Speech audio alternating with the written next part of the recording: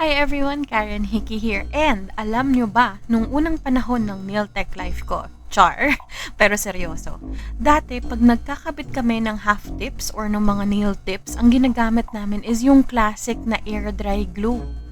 Yung parang clear na super glue for nails. Minsan okay siya, pero madalas struggle, lalo na kung hindi maganda yung quality ng glue mo. Ang tagal bago dumikit. Tapos, kailangan mo pang hawakan yung tip ng mga 10 to 30 seconds. Yung tipong ganun ka lang, hawak mo lang yung kuko, may pressure.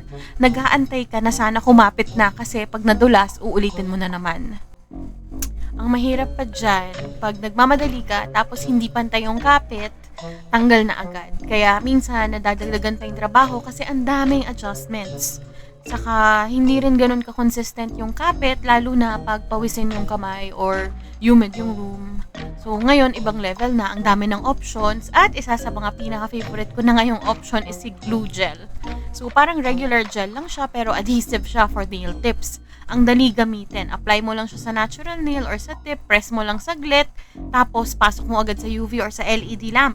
After ng ilang seconds, ayun, kapit na agad. Walang hassle, walang bubbles, super linis ng pagkakabit natin, pwede na natin siyang i-blend. Mas mabilis pa yung application time at sure ka na pantay yung nail tip mo pag nilagay mo. Yun lang.